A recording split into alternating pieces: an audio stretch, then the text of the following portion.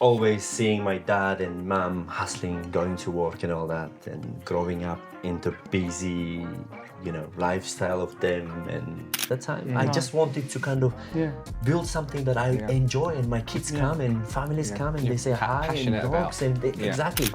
I love what I do. I don't know, it's a passion. Feast every day. I'm hungry. Every Sunday meals, like seeing at 7 a.m. like 20 people waiting to open up. I was like, wow. You couldn't have expected that. No. So really looking forward to this chat. We're here with Bobo, founder of Bobo Wild. Bobo's been cooking since he was 12 years old and has now grown a fantastic business to 6 brunch spots. It's a bit of a brunch empire in just 6 years. And we've only just found out he also has a gourmet pizza place in Tower Bridge. So, it's a business that we have admired from afar. We love a brand and we love people that are doing things a little bit differently. So we couldn't wait to get you on. Thank you for coming. Oh, thank you guys. Can't believe you're on, Bobo. Thanks for coming, really appreciate it. It took some time, but yeah. So we want to start, as a lot of these sorts of chats do, because I'm also quite interested in it, go right back to the beginning, to your start. What were you like as a kid growing up?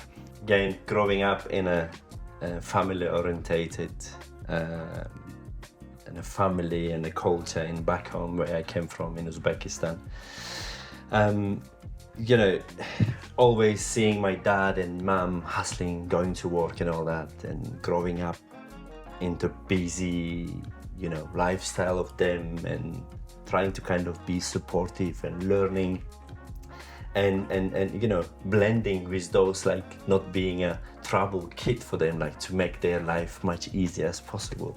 So you're a good kid? I was a good kid, I believe, yes. And of course, I'm pretty sure being 3 boys in a family was challenging for my mum and dad, and both of them used to work. And where were you in that 3 boys? Youngest, oldest? Middle. Middle. Yeah, I think the most trouble one. The problem middle child. Yeah, but I was a very sensible one, and I always shadow my mum and dad and try to kind of be supportive. My mum was a university teacher. Then when they got married, my dad was a bit jealous and that, and then said, okay, we're gonna do our own business. And they opened up like mini Tesco style convenience store, and they were managing, it was a big shop. And then from age 7, 8, I was always with them, like growing up behind the counter, seeing and sitting and unloading, packing, cleaning. That's how basically started. Yeah. So you learned business from a young age. Yes, and save up and sell something little expensive so I can have like a bit of a pocket money. And time passed, and I went to finish the school, went to tax and taxation and accountancy college.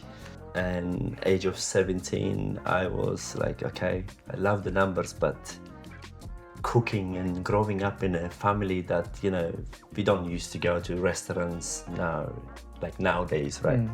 And they bring like a whole chicken or veg, and you do outdoor cooking and family gathers and all that. So first time I actually cooked, age of 12. My mom used to make this food and prepare the base and go to work and come back and finish it off, and then wanted to support her and surprise her, and I actually wanted to finish off, and I started actually cooking.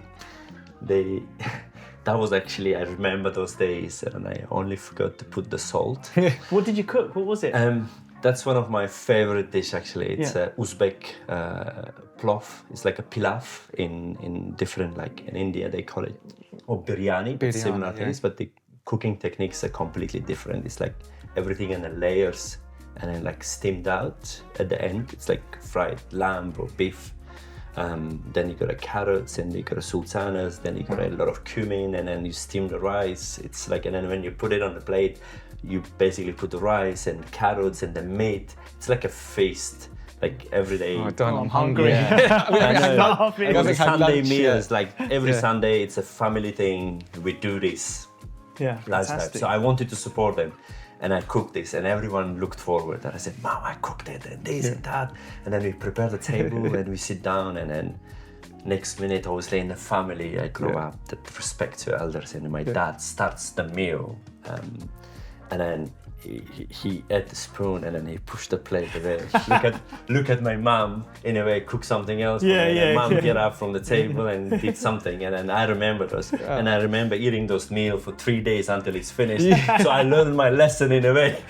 What did you do wrong? What did you do wrong? I forgot to put all the seasonings. Oh, so it's plain. It was so plain, and even you put the salt on it, fantastic. it wouldn't taste the same. So you have to season it. 12 years old, it's brilliant. But that's kind of started, and then obviously I used to get involved helping my mum. So sometimes they used to go like wholesale, close the shop, but I open the window, sell some stuff to kind of support them and then study.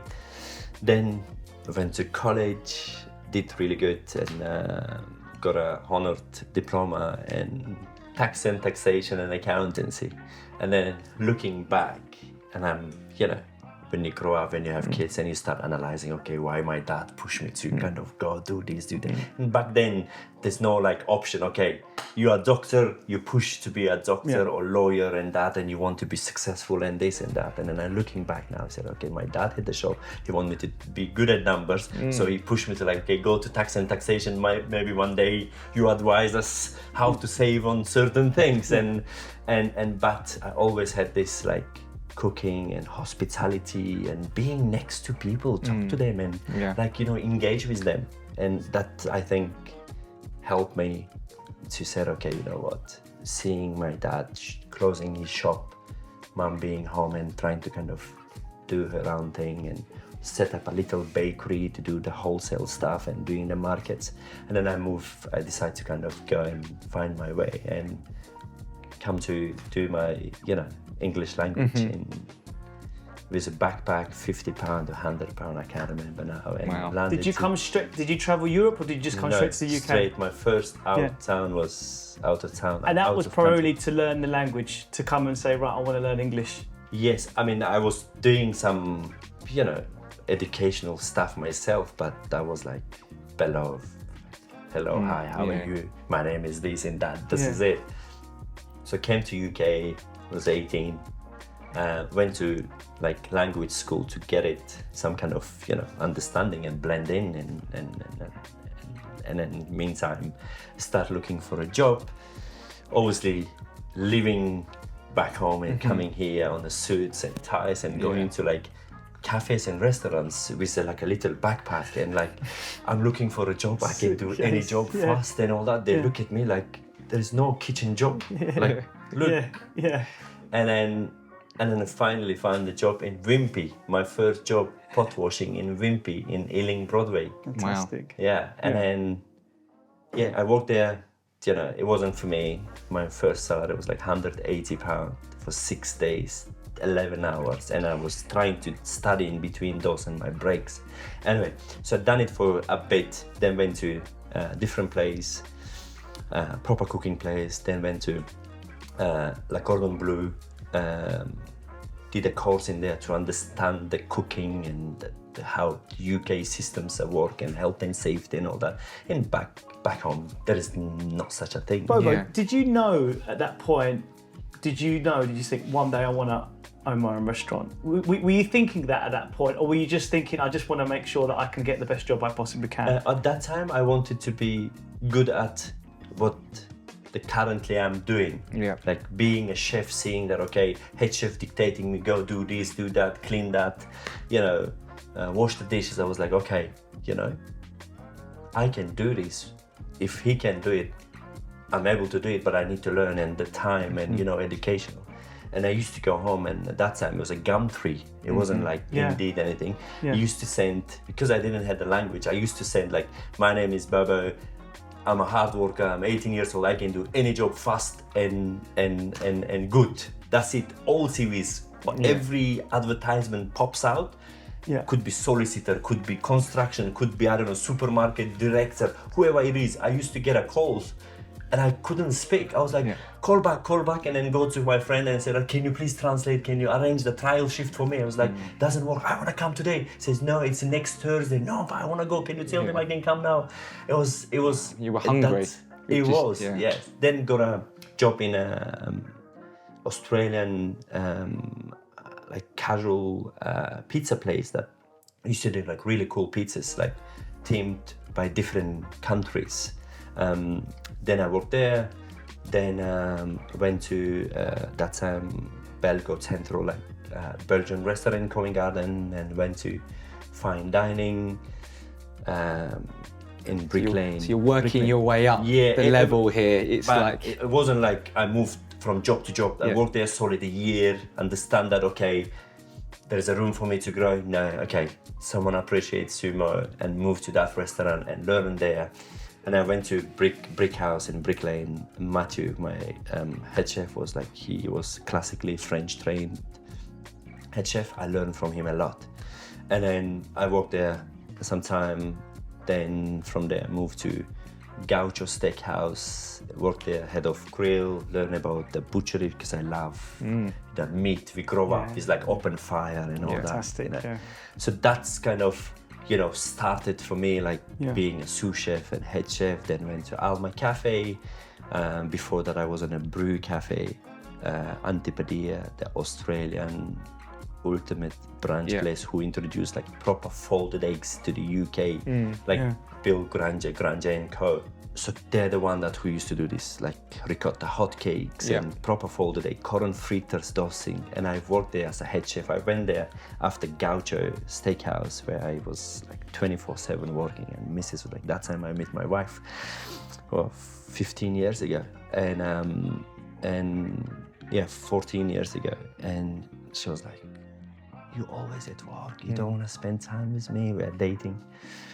Then I said, I'm gonna take a job, cafe job, I'm gonna go, I'm not gonna do any head chef job or sous chef job, I'm gonna go and do the chef department. So you can work during the day, Went there, within 10 minutes, they said, your trial is finished. I was like, my God, I couldn't get a job.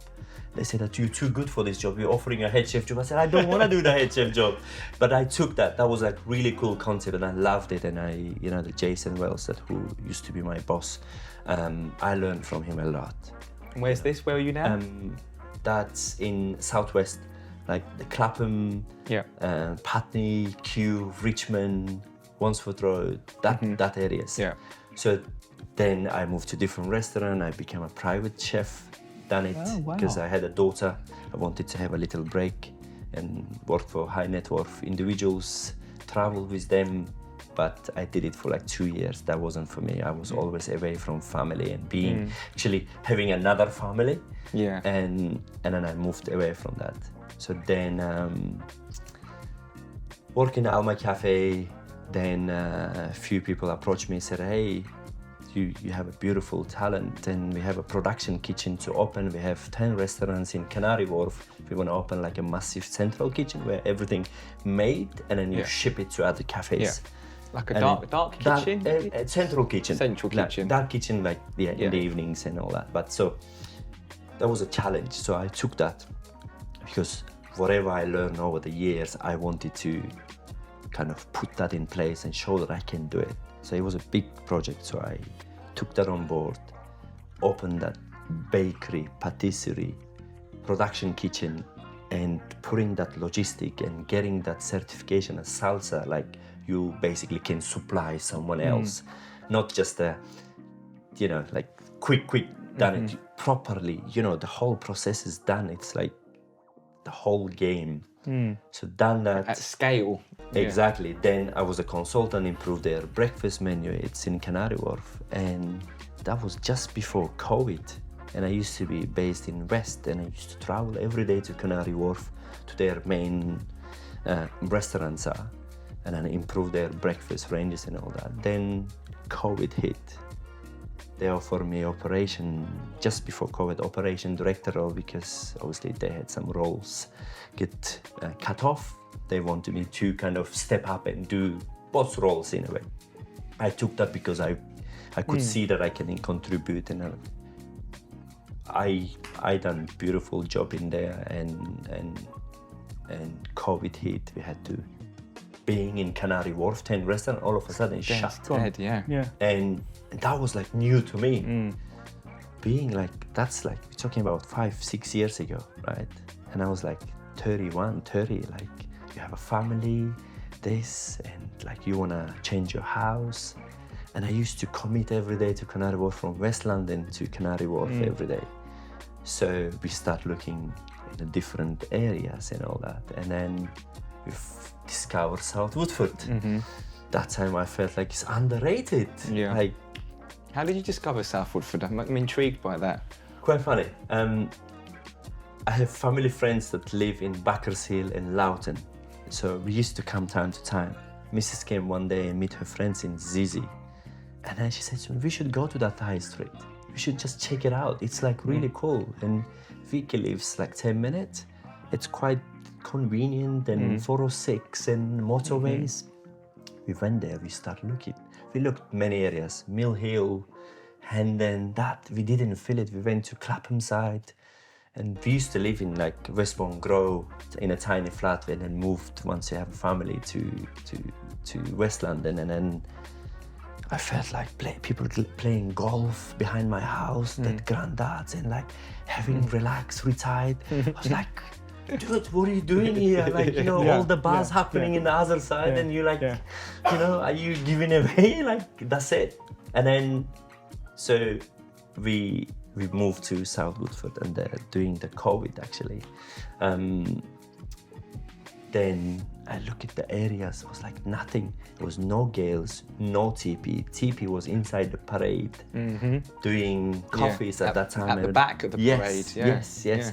So, and then it was a challenging times in the business. So I done my part, but it get to the point that I had to move away and do something bigger, what I always wanted to do, that be around people, not dictated by the big corporate, where you only go with numbers and whatever needs to be done, and that you cannot be yourself, you cannot be creative, you cannot kind of say what you want to say, do something that, you know, people actually love, not just a revenue-driven formula in a way, right? So came to the point that just before Christmas I quit. I said, okay, I'm not gonna do this, and it was quite stressful at the time. But anyway, try to focus on the good things. So can I just commend you? Because I mean, from Pot Boy to Wimpy to scaling your way up to eventually being, you know, a director, operations director of a business at 31 years old. Yeah, I mean, I think that's and in a second language. And in a second language. You know, all these kind of things. This is what I admire about people that come to this country. You know, that they come. You know, it's not only about, you know, having the drive and enthusiasm, but you're also doing it in a foreign language. It's not your own, which I think's being amazing. Not having a family member or someone to actually guide you to do this. You know, it was like a yourself. That's it. I mean, you make mistakes. That's it. There is no one to correct it. You are the only one who have to correct it. And plus, I mean, I grew up in a family. It's a pride in there, you know, in front of your family, and you want to kind of be a best man, best husband, best dad. You know, like you want to kind of do that. And I quit. I took some time off, and I was like, okay, what are we gonna do? Recently bought a house in South Woodford. Not much money in there. COVID. Mrs. doesn't work, works from home. We have a 2-child. So I had a bit of a saving, credit cards and all that. Okay, what are we gonna do? Obviously, a couple of months passes and I finished off that job, handover, fresh start. Start looking at someone selling a burger shop, sushi shop, went there. Oh, I found this burger shop, I wanna kind of take over and improve it. And Mrs. comes back and says, this is what you wanna do? Do you want to open a burger shop? This is not what you wanted to do, no? I go back, oh, I found this sushi place, it's amazing, I can do it. But this is not you again. And then said, okay, again, going back to, you know, coffee. That's what I done in Brew Cafe and then Antipatia. Like, you know, it was a Australian, the coffee culture, that time was like blowing, and I learned a lot. And this is like, I could see myself talking to people. Mums comes with baggy and you like kind of come out of the kitchen and put them a pancake or I don't know, make a coffee, have a conversation, you know. That was like missing. And because, you know, for me having 2 kids and family, and then I want to spend my time on this kind of places myself. Then I said, okay, I'm gonna do my own cafe. I'm not gonna do for someone else. That's it. Brilliant. Yes, So- fantastic. Then obviously being in South Woodford, coming out in the high street, it's like no one on the street, like people out there, new families, you know, young people moved away from, I don't know, from being in Central and moving to this like bit, you said, areas that not a lot of people know. Then I start looking in the area like, I want to open my own cafe, do amazing food, simple food, but you know, I didn't care about the money at the time. I just wanted to kind of build something that I enjoy, and my kids come and families come and they say hi and passionate dogs about. and exactly. I think if you start a business to make money, I think that's the big, you know, you're starting off with the wrong foot. Your psychology's wrong because you're going to look at the numbers. Yeah, but exactly. One thing I admire that your story, Bobo, is the fact that you did an accountancy course all that many years ago. Like, you know, you couldn't have known how that's going to complement you in your business life actually, because it has probably given you real. You've got an analytical brain for numbers, but also you're creative with a chef. That combination is quite rare. It's a rare combination. That's actually helps nowadays in a way. But going back, so I was like reaching out agents, like whatever I found, like land commercials, Adamston, whatever in the area that advertise commercial places, and I put like a little business pack, like, you know, view of the business, or I'm this and that, I'm a chef, I worked in these restaurants, this is my kind of business plan, and then every time I send, they call me, okay, do you have an investor? No investors, okay. Can you be a guarantor? This and that, you have no name on it. I was like, every time, go on the viewing, come back, put the offer, reject it, and then you see like, I don't know, some franchise opening up or some big names opening up, and you feel like, okay, you know, what I'm doing, and frustrated and pressure from family. You know, it's a natural thing and you want to do better. So then I found a place in Shoreditch. I wanted to do in High Street where I live. I wanted to bring something cool, like, you know, in what is in Clapham or what is in West End, and that to in our High Street, which deserves it, right? Yeah. But I couldn't get it. So I ended up opening in Shoreditch and put everything I had, literally everything, credit cards, whatever it is, and then got aside.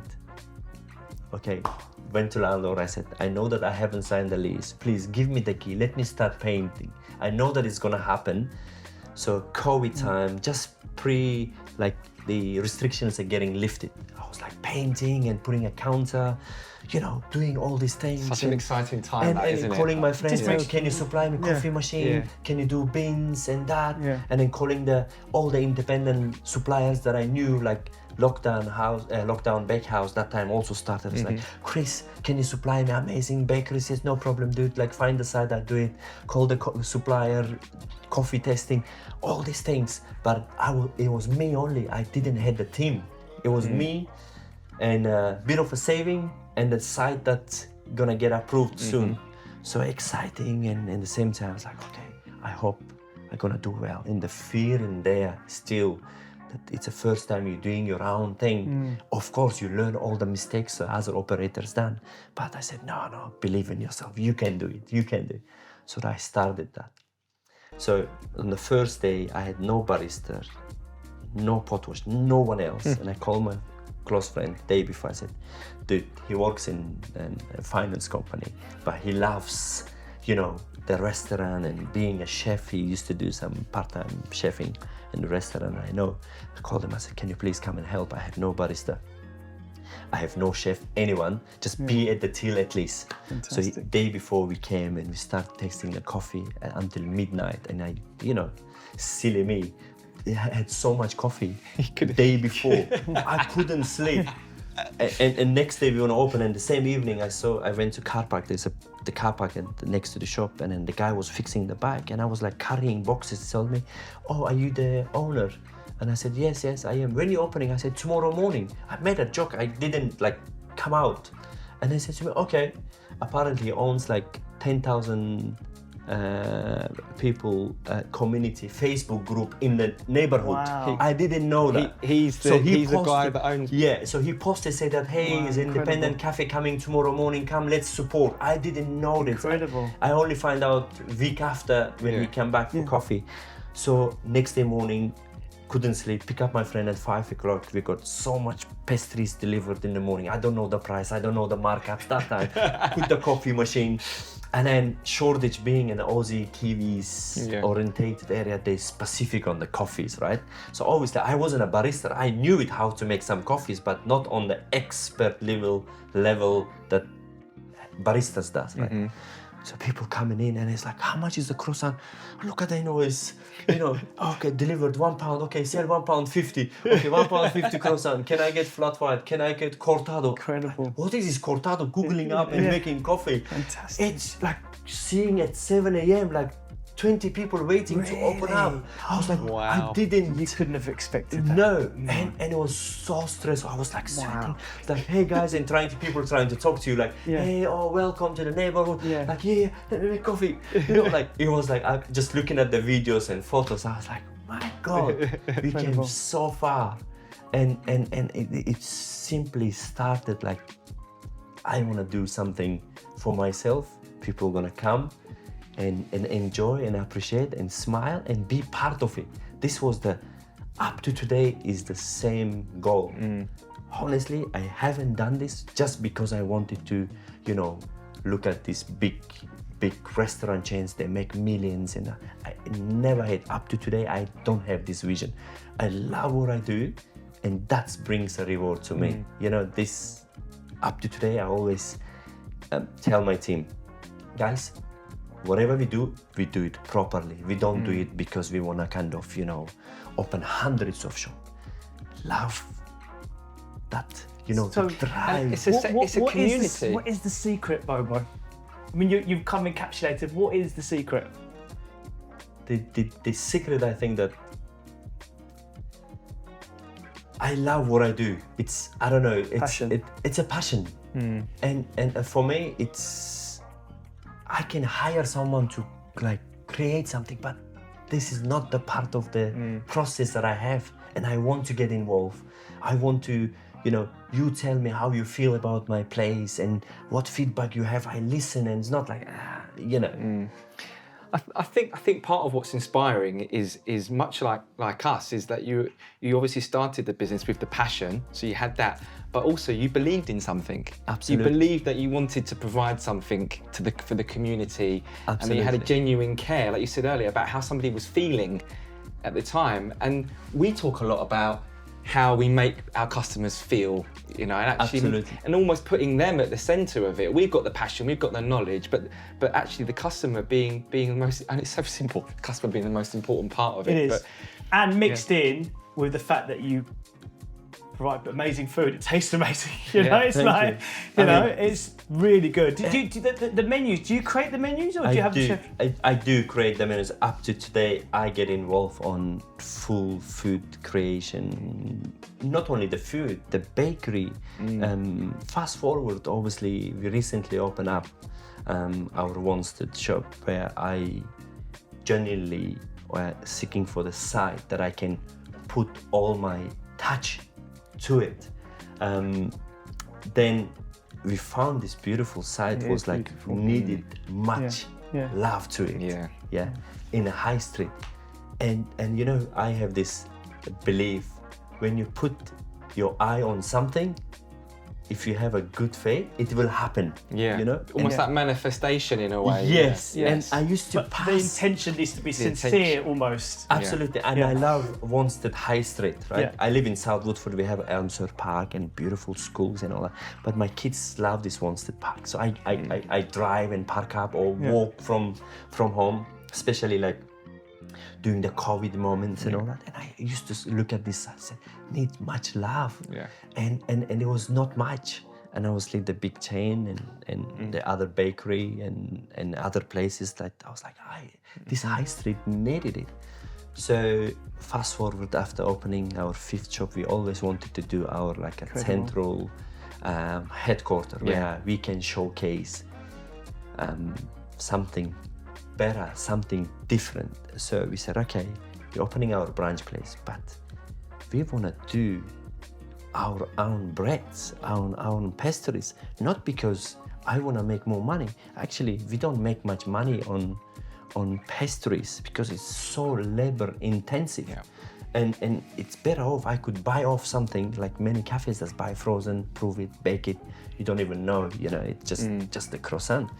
But we said, no, we have 5 cafes. We want to do better quality product.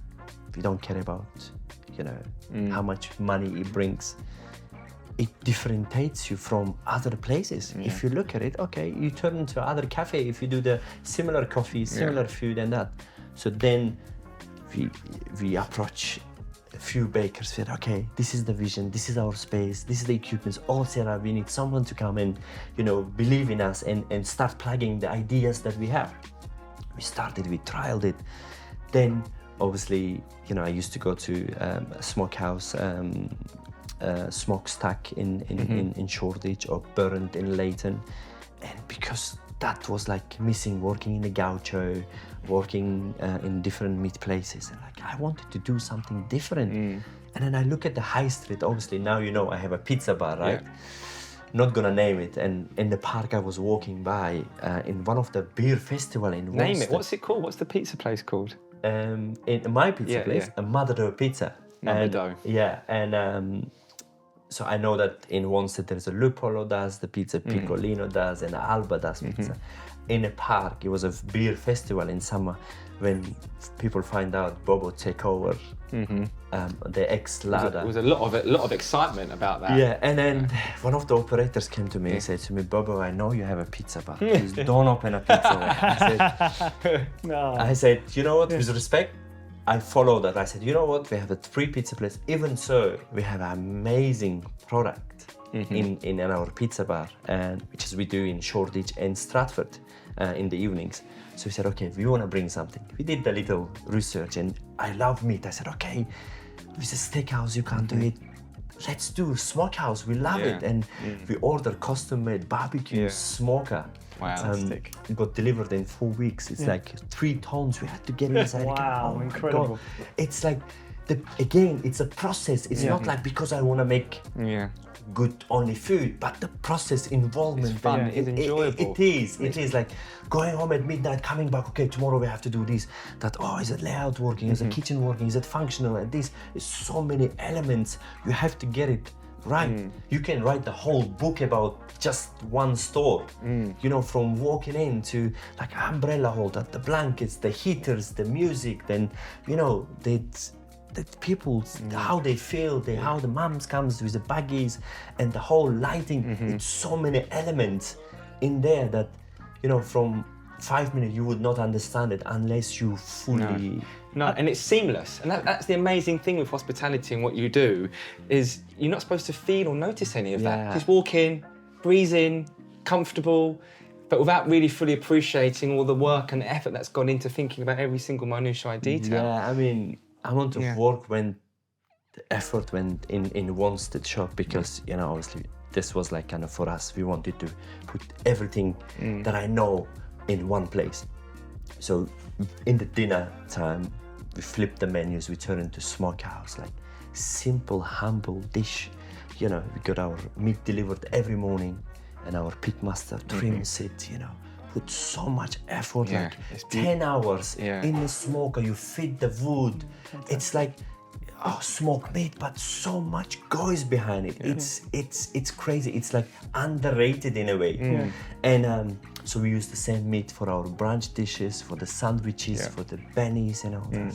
And then in the evening we use that, to have a nice wine and all that. And it is beautiful. I can attest. We went there a little while ago, and you get a proper good, a proper good tray of food. It's delicious. Yeah, it is fantastic. Simple, but if you do it right, it's the same way. The bread, it's like bakers. Like shout out to bakers.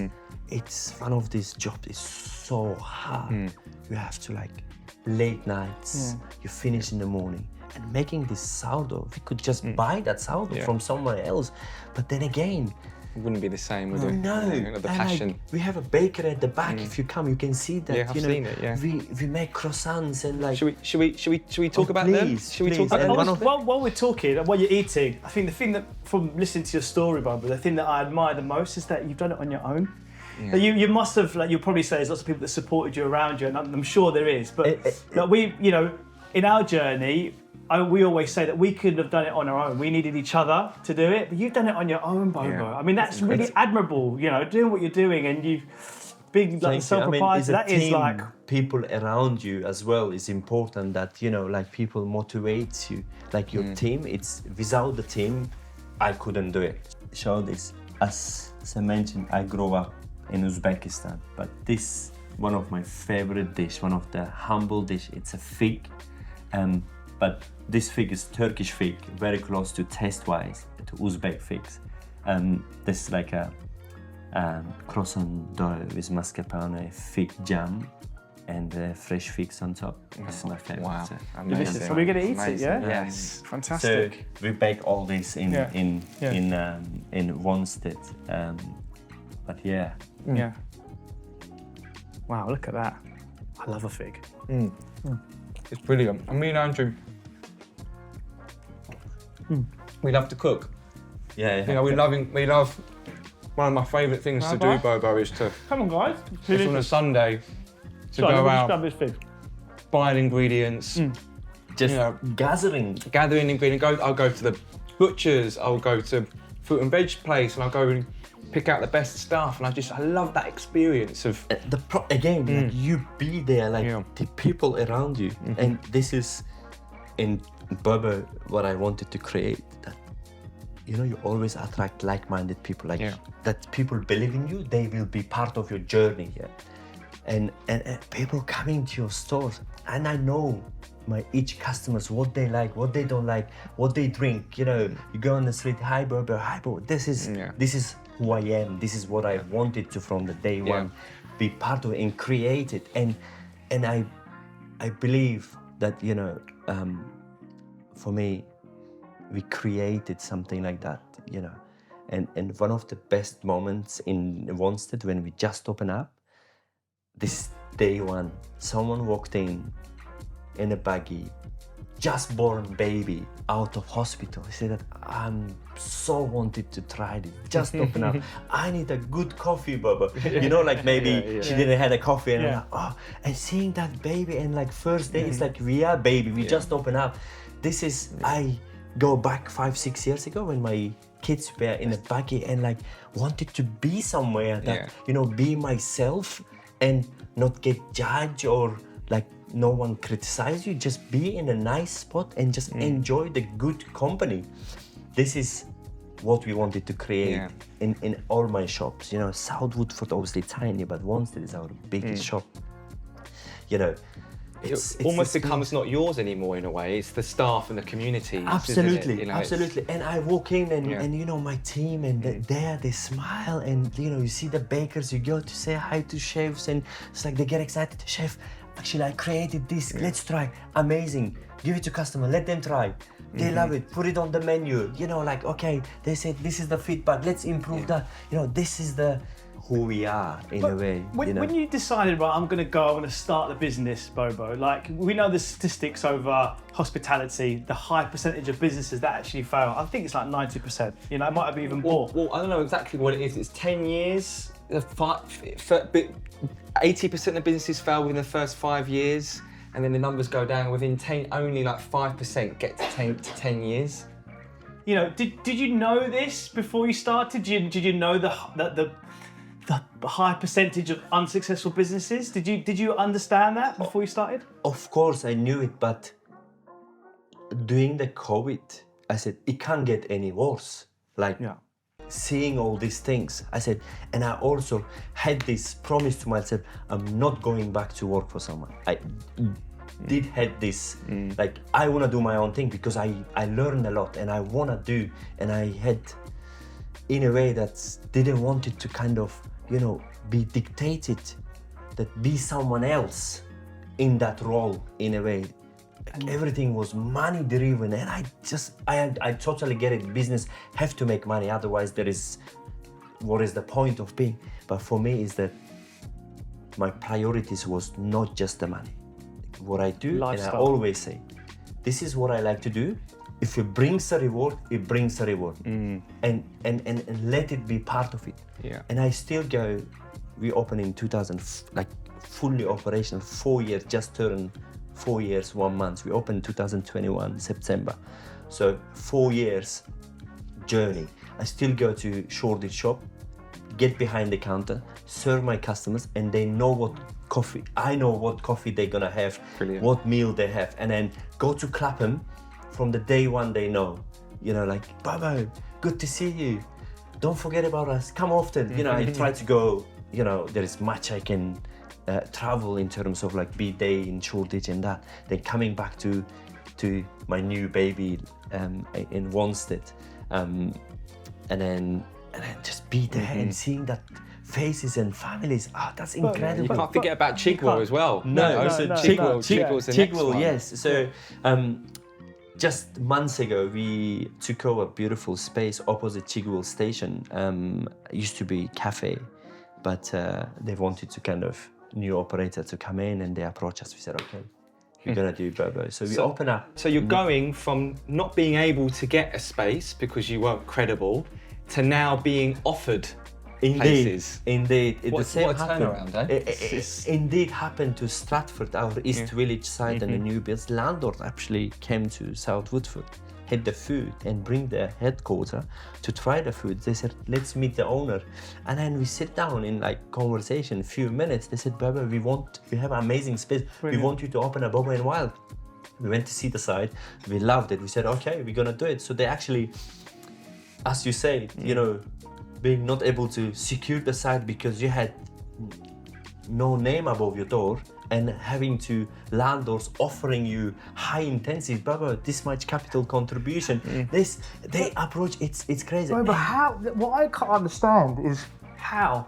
So since 2021 Yes, to now, you've opened 7 establishments. indeed. How have you done that growth? You know, is it, you know, in terms of the funding, is it been organic? Have you had to go to the banks? Have you borrowed money? How have you done it? Because it's like incomprehensible to me how quickly you've grown. Up to today, be honest, we have no backing, no investors. It's me, organic growth, and putting that passion Wow. in there. And I always say, whoever wants to start a business, if you have that belief, go for it. Yeah. Until you don't try it, you would not know it. You know, don't have that fear. I had that fear, but I had no choice. I was like kind of not forced, but in a way I had to do it, you know, for my kids and my family, and also being out of work. Nothing I forced to lose. myself. Yeah. And now, up to today, we have over 90 staff or 100 staff in our establishment, and majority of them are local, and like they approach us, Bobo, I want to be part of your journey. I want to fantastic, work Bobo. with you. Yeah. And I always say them that, you know, you're not working for me. Like it's yours. Just treat it as yours. Yeah. And then you want them to be motivated to come to work, and they like always like happy to come to work. And this, There's so many synergies between us. Yeah. You know, it's almost like from a business sense. Yeah. We're you know, you're like almost the third brother in terms of your ethos, because we also talk a lot to the staff about, look, if you just do a good job for somebody, the money will follow. As a byproduct, you don't need to worry about the success, because that will just fall into place. Absolutely. So many synergies there. But I want to talk staff and motivating that staff, and ensure, how do you keep a motivated workforce? Well, you know, what I wanted to understand is how much do you think your background, your roots, and being from Uzbekistan has had an impact on Bobo and Wild? in Bobo and Wild, it's always been a family-orientated community and people that who loves you and being around you, support you, believe in you, and simple appreciation or valuing simple things. That's helped me to grow Bobo where we are now. Yeah. and you know, regardless, you're from Uzbekistan, you from Australia, from Africa, it doesn't matter. We had this like close family, believing, trusting people, hospitality, like do it properly. Don't do it because you just want to tick the box. No, do it properly or don't do it. You know, this helped Bobo where it is now. Yeah, Inspirational. It's inspirational. And again, we can take we are not numbers people. Indeed, you know, I think we have a lot in it's common. a lot of common. We don't worry about the We've only bottom just line. hired a FD. Yeah, you know, just now. After 14 years. Bobo, what would you say thus far has been your hardest moment? Hardest moment, biggest challenge.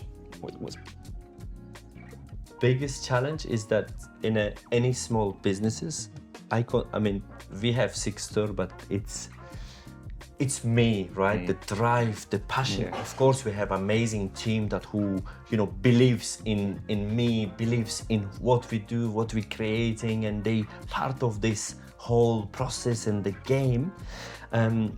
Biggest challenge is that for me up to date is that knowing that happy balance of that, okay, acknowledge that we are growing, like let's get right skilled people to help us to even, you know, scream and shout and provide on some underrated areas, like, okay, you know, could be amazing, like try this and do this or create the new jobs and all that.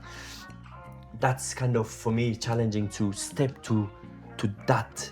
You know, you are still small, like you watch your numbers and you make sure that you're sustainable and organic without kind of, you know, having that fear of failure. You know, even you have 6 stores, doesn't matter how much money you make, but you still have that, because that's how I grow up. You know, you have that fear of sometimes not able to deliver what the expectation in there. So that's kind of challenging for me in a day. And I think, you know, being brave and starting your own business is important, and being passionate. But I think what people need to remember, that you do that, but you're constantly in fear of the worst happening. It could all go. You know, so some of the, you know, most memorable moments in starting a business, you know, you kind of forget because you're always in fear that tomorrow it could all fail, you know. So you've got to live with that. It's like a burden and you've got to bear. Absolutely. And then you've got to carry it around with you. And you know? on top of that, for me, because growing up, as I mentioned, you know, in family orientated and everything, like supporting each other. And I have over 80 staff behind me, and they have kids and families, rents to pay, and you know, they're contributing to the community. They're waking up in the morning, you know, coming there, providing amazing stuff in there.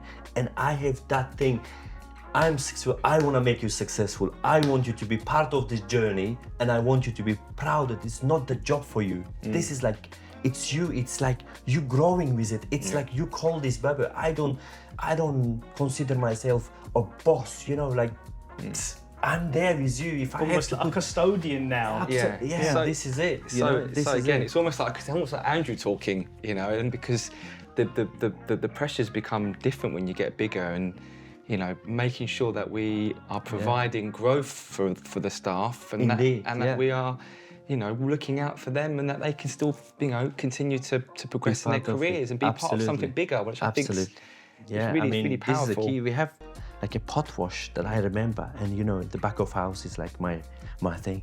I have the pot wash sometimes, you know, I see myself, and now some of them are head chef of my restaurant, or being a simple like runner, and now running the shop. It's incredible. How satisfying is that? It's so satisfying. Like, you know, for me, it's like another motivation to open new shop, because I see that some ready stuff. You have to. You're the manager now. Like this is your baby. Just go do it. Don't worry. I help you. You know, and this is it's a responsibility that we bear. Absolutely. It is. It's becoming like a parenting in a way. Do it. Don't worry about it. You know? But Bobo, what would you say is one of your biggest mistakes thus far? If you're talking to someone who wants to be in your position one day, you can give them, you know, some advice on a mistake that you may have done, how you overcame it. the one of the mistakes that I wouldn't call it mistake. I used to be very preserved in a way, and I wasn't socializing much up to like being head chef, like going cook and this, and then I start seeing that in people like having fun, and out there you cook and you put the plate and like puts a smile. That was like for me like, okay, just open up, talk, don't be shy, like you know, like humble guy goes there, cooks and does his shifts and coming home and like, you know, like be on space and you know, go out for quick coffee. But I said, no, you have to change. Talk to them and like, what do you want to do? How do you want to do it? You know, someone believes in you. This like kind of started. Yeah. And that was like, I wouldn't say mistake in a way, but I would say, you know, don't be afraid of go and socialize, talk to people. Yeah. You know, it doesn't matter, say hi and, you know, like you never know who you're gonna meet. No, and it's market research for you as well. Isn't it? It's great, you've got to be able to talk. And I think that's probably something that I think a lot of people that are passionate about food, it's like they make it all about the food, but food and people, it goes in hand in hand. Important, so that's what I learned, That's really good advice. I love that. What would you say, Bobo? What motivates you? You know, you talked about a lot about your passion for the community and for the people coming in and your staff. But do you have anything else that sort of motivates you? Again, motivation in terms of the business or who I am in general is it's providing. For me, motivation is coming to every day to work. It's just knowing we have a lot of team in there, right? So they want also some kind of guidance and like nurturing them in a way, like grow, let's do it. It's same as my kids, you know, you want to be out there coming up and delivering something on table, like showing them this is how it needs to be done and like get out, you know, let's do something. That's I am. What is your... So, from the outside looking in, you've got a fantastic business, you've got a great brand, and we're drawn to it, you know, and it takes a lot of work and a lot of effort. What is the makeup of your like core team? What does it look like? How is it set up? So it's me. We have a head chef or executive chef who basically of all the branches. He looks after the whole kitchen part of it. Yeah. And then we have my first person that I employed. He's still working with you? Yes. I mean, that says so much, doesn't it? And he's 21 years old. Yeah, you probably seen him. Yeah, I have. Is he Wanstead? Yes. Yeah. He's 21 years old. He came and pot wash his first job in my first Shoreditch cafe, and him that looks after the whole front of house operation. And we have head chef of each stores, and we have the manager of each stores that they run the whole show, and I always guide them and support them. And of course, you know, in a business, it's like, you know, you have to put different hats all the time. One moment you're walking in, you are owner, and second moment you have to change your hat, become a manager in store, and next moment you put different hat and you're in a head chef or operation team or you know, I don't know, behind the bar. This is how we do it, and we have a very good team that we also look after them, and they feel like, okay, we are part of Bobo. So that's so entrepreneurial. Very entrepreneurial, and the bigger a company gets, the more you rely on other people to ensure that you can meet those expectations and those growth, you know, projections that you might have and ambitions that you might have. You might have a 5-year, 10-year ambition for it, but you need those individuals to come along the journey with you, and so motivating them. That's the thing that interests me, you know, like motivating those people. Yes. Yeah. Well, you know, how do you motivate them? How are you passionate? Because you know, I want to come work with you, Bobo. You know, please come, man. Yeah, I'll come. I'll be a pot love washer. You know, but you know, what is the key to ensuring that you're motivating your managers? You know, because they need to run it like their own little business, don't they? You know, so what do you do to motivate your team? I give all the tools, all the knowledge I have. I learned what I do now in 15 years. They fast track it, learn it in like 3-4 months. It's a challenging for them, so much information, but I be next to your shoulder. Let's do it together. Not like, okay, this is a book. Here you go, learn and do it. It will not work. Yeah. You will not see the passion. You might do good food, you might do good customer service, but if you don't get everything right, I'm sorry, you will not come to my restaurant if my only food is good but my customer service is not good. You know, if my pastry is good but my coffee is not good, you wouldn't come. Otherwise, we wouldn't have that queues at the door. I'm sorry, like in a way that you have to, it's so much hard work, but I believe in these managers and I support them and guide them and I tell them, you have a good skill set, use it. Yeah. You make mistake, acknowledge, look after it, fix it, that's a tick for me. Yeah. You know, and I see that they're doing it and I naturally get motivated, say that, you know what, this is something to say thank you. Obviously we have bonus structures and we pay them well, and we have like, actually people come from West End that they travel every day. They said, Baba, you actually pay more than what I earn in there. Incredible. I have to travel 2 hours there, 2 hours come back. Yeah. Do it like you have everything, Hex. Yeah. Please accept me, let me Great. let me be Again, part of so you. many similarities Very- to very us, lots you of- know, lots of how, same, how we same. do, how we run our business. It's It's fantastic. Lots of, from the outside looking in, hospitality for me and Andrew talk about it a lot. We love it.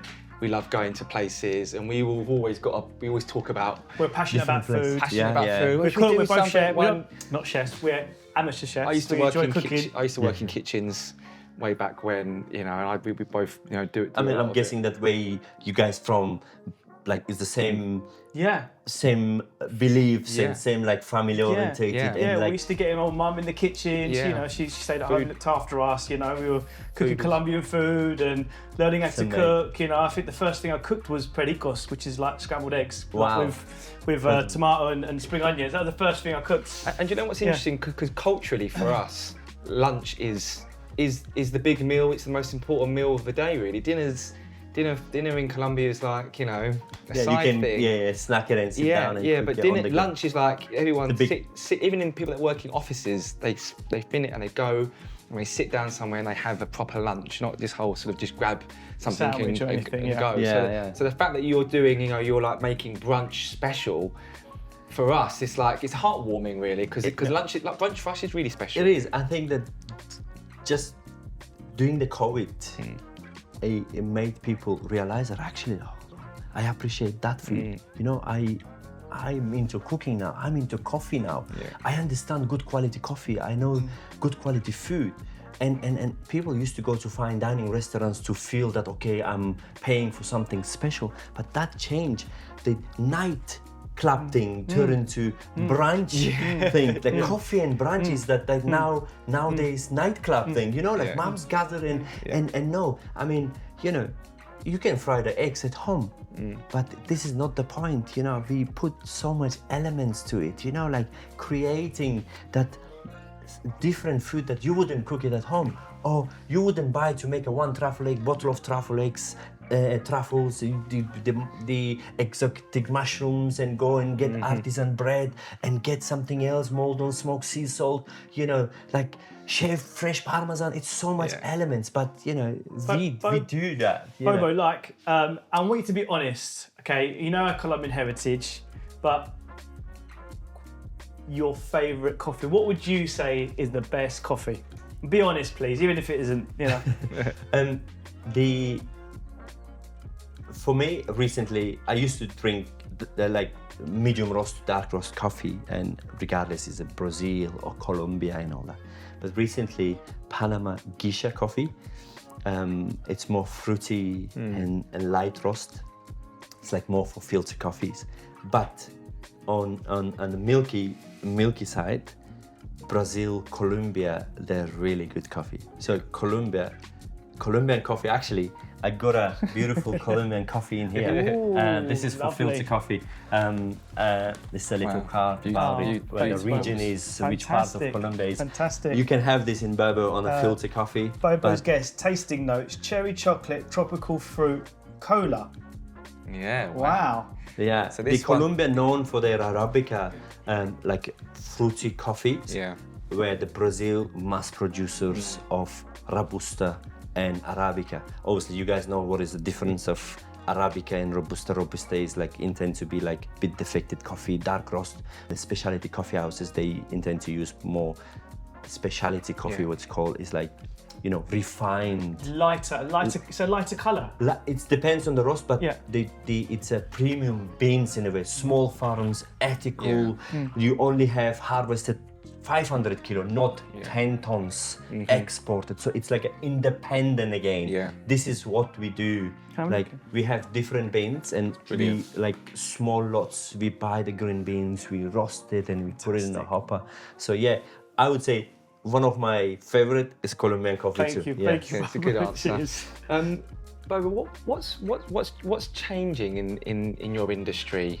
You know, how is it evolving? What do you see for the future of sort of daytime? I know you're moving into nighttime hospitality as well, but what's changing? What is changing is that people know about food. They're more educated about healthy eating, good quality of the food. Of course, good quality food comes slightly with a price, unfortunately, right? So, and you kind of amaze this, as I mentioned, do things properly. Don't cheat people. Don't tell them, oh, this is organic and this and people nowadays know everything. Yeah. This is how it is. You have to be honest and provide them good quality food. If you, being a premium place, offer them a premium thing. And I think what is changing again, people getting more educated about health, conscious eating, good food, nutritious food. It's not like dieting, but you can have amazing food, but good quality of food. And then that's what people are realizing, and that's why people support these independent businesses that who has the same vision, like good quality food. I get my salmon from Essex. It costs me more, but it's proper independent. They smoke or cure in 100 years or clean. Wow. I get my meat from Spattyfield Market. I get my, you know, certain things from Covent Garden Market. It's just about it.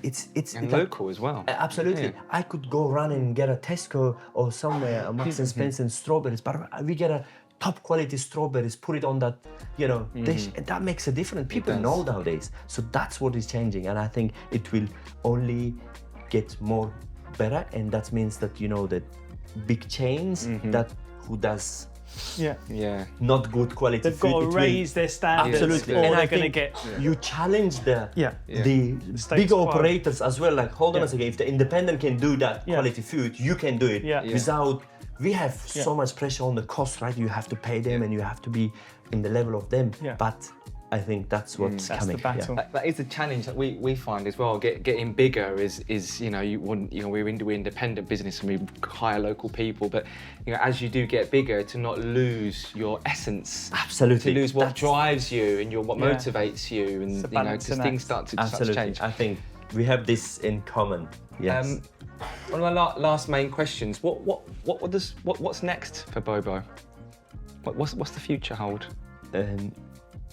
What is next is in the next 1 year. 5 years. 5 years, 10 years, next year, whatever. Get even better for what we do now. Even like get the course better, the fundament stronger. You know, it's difficult times are coming in hospitality in general. Yeah, there's so many changes and laws and all that. And look after our core people, support them, educate them, and then help us to grow as well. So that's the main focus for now. Yeah. Fantastic. Yeah. Brilliant. Fantastic. Bobo, thank you so very much. Bobo. It's Pleasure. been a delight. Thank you so real much for having eye-opener, me. and your story is. It is. It's a real pleasure to hear it. Yeah. Bobo, thank you. It's really, really admirable, especially from having a mother that is also an immigrant, to come to a different country and end up being so successful, and then employing so many people and giving a home to people, and also a community as well. Indeed, yeah. Can we give Bobo a round of applause? Thank you so much. Guys. Thank you. Congratulations. Keep going mate. what you're doing. Keep believing in what you believe in. Yeah. Thank you. You guys, I mean, Yeah. wish you guys success as well, Yeah. and you guys doing amazing things. Thanks, I always hear amazing I stories appreciate about you guys, and Yeah. passing by from your beautiful stores. It's Yeah. like kind of another reason for us to be in the neighborhood, and yeah.